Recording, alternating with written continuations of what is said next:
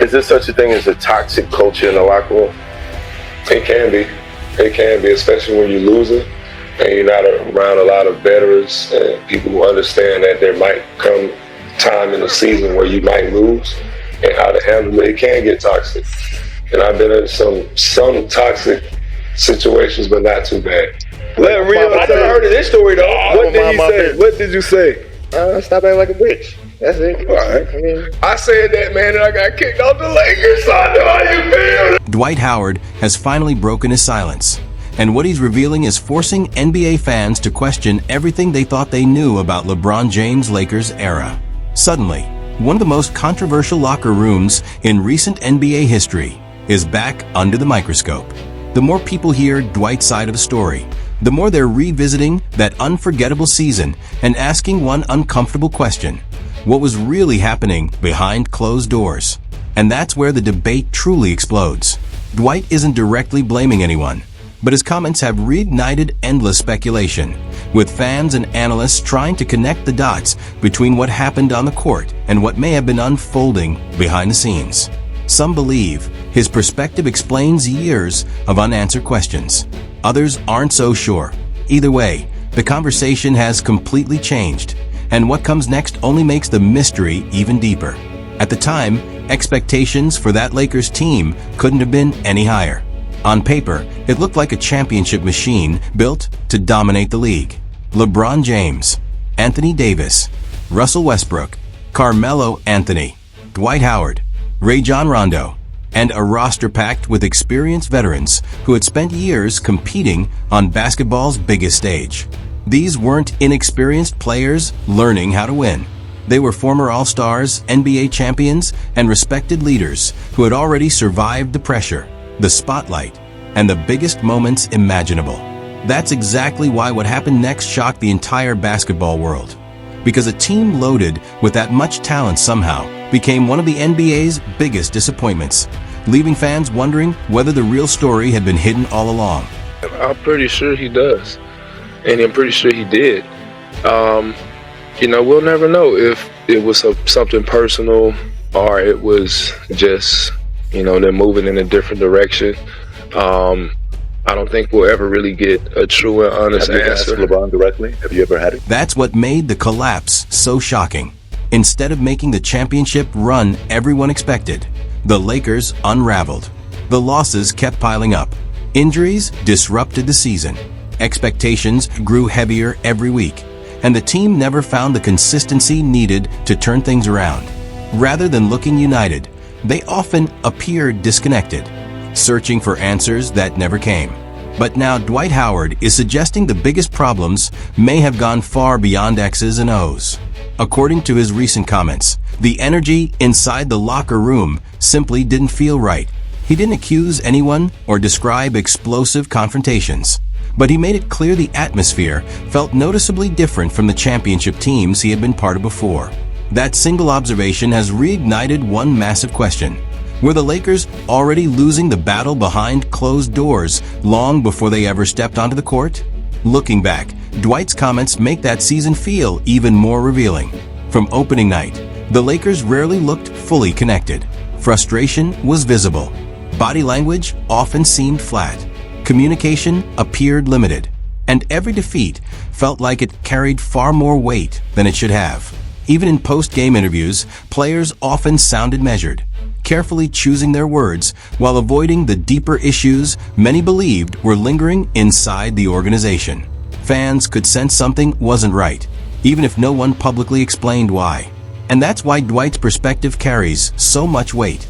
He's been inside championship locker rooms, rebuilding teams, and nearly every environment the NBA has to offer.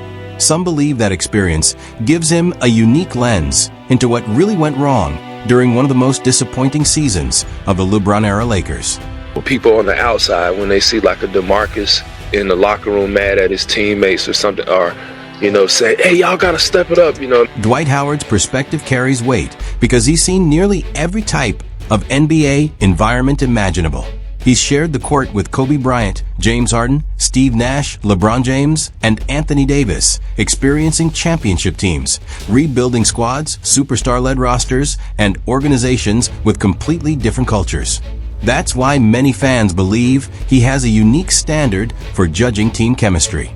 So when a veteran like Dwight says the locker room's energy simply felt unusual, people listen. It doesn't prove why the Lakers struggled, but it adds another intriguing layer to one of the NBA's most disappointing super team experiments. Instead of fading away, his comments have reignited the debate, with fans once again asking what was really happening behind closed doors. This also wasn't the first time Dwight hinted that everything wasn't perfect during his time with LeBron James. He previously revealed that he confronted LeBron during a game about getting back on defense. On the surface, it sounded like a routine basketball exchange. But according to Dwight, that moment changed their relationship, fueling years of debate over whether it exposed deeper cracks inside the Lakers' locker room. The Lakers never publicly acknowledged any serious internal issues, yet many fans believed the signs were there all along. And Dwight's latest comments have only made those lingering questions even louder. What I was told was that you guys didn't have an offer for me.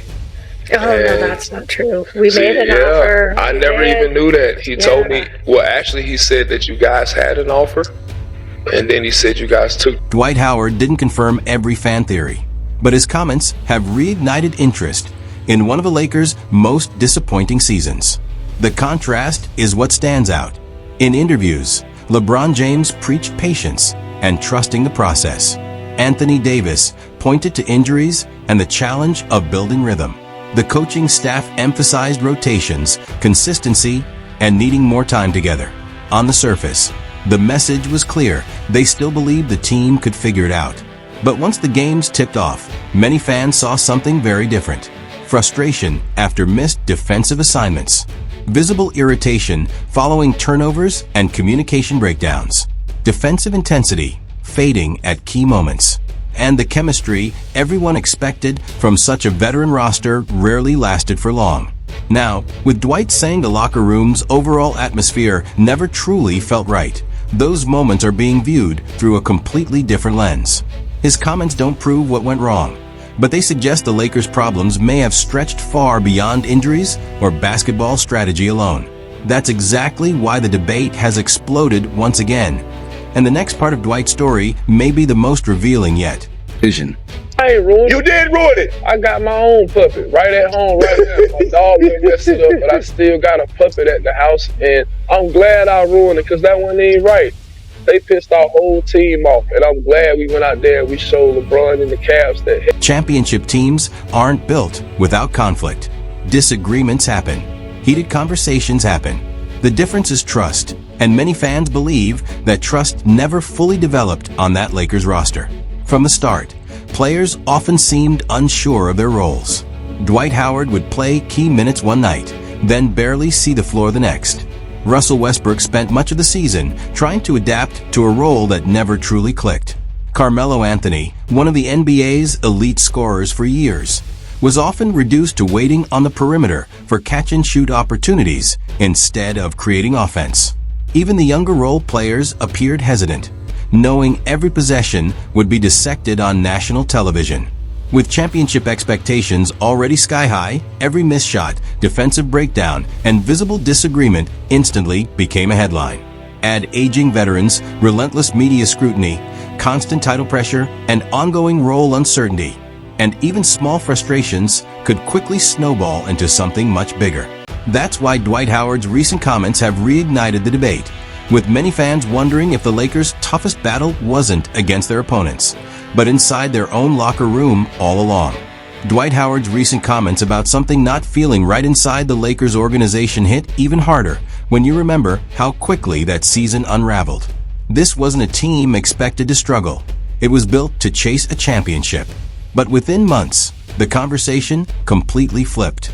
Instead of asking how far the Lakers could go, fans and analysts were asking a far more uncomfortable question. Did this team even enjoy playing together? Every frustrating loss fueled more speculation. And looking back now, Dwight's remarks have reopened those same unanswered questions. Part of the reason his words carry so much weight is his reputation for speaking candidly, even when it sparks controversy. Throughout his career, Dwight has openly discussed feeling misunderstood and argued that fans and the media only see a small fraction of what really happens inside an NBA locker room. According to Dwight, public narratives often form without the full story. Whether people agree with him or not, they know he's willing to reveal experiences many players keep private. Having played on championship teams, rebuilding squads, superstar-led organizations, and locker rooms with vastly different cultures, many believe his perspective on team chemistry deserves attention. That's why when Dwight says the environment simply didn't feel right, the entire NBA world stops and listens. Dwight Howard's experience gives his words credibility. Having played in both healthy and dysfunctional locker rooms, he isn't claiming to have every answer, but he believes something inside that Lakers team simply fell off. Playing alongside LeBron James brings relentless pressure. Every possession is analyzed, every mistake becomes a headline, and every teammate is judged under a national spotlight. Some players thrive in that environment, others don't. Dwight suggests that as losses mounted, the pressure may have slowly worn down the team's chemistry, making communication, confidence, and trust harder to maintain. For years, many fans blamed Russell Westbrook for the Lakers' collapse because his turnovers, missed shots, and awkward fit next to LeBron were impossible to ignore. But Dwight's recent comments suggest the story may have been far more complicated. Chemistry problems don't always show up in the box score. They develop behind closed doors, during practices, meetings, and everyday interactions the public never sees. That's why former players often reveal the bigger picture years later. Dwight also made it clear this wasn't a personal attack on LeBron. In fact, many former teammates have praised LeBron's elite basketball IQ, preparation, leadership, and ability to elevate those around him. At the same time, others have acknowledged that playing on a LeBron-led contender comes with enormous expectations, constant media scrutiny, and pressure that never lets up. Dwight's point wasn't about one individual. It was about an atmosphere that gradually became emotionally exhausting. The comparison with the Lakers' 2020 championship team only fuels the debate. That group embraced clear roles, trusted one another, and played with confidence. Dwight accepted his role and helped the team win. But in the later season, injuries, unstable rotations, veterans competing for minutes, and championship expectations surrounding LeBron James created a very different environment. Looking back, many fans believe the warning signs were there all along. Dwight himself has changed over the years. Once criticized for his personality and locker room reputation, he now speaks with far more reflection than emotion. One revelation especially caught fans' attention: his story about confronting LeBron during a game over getting back on defense.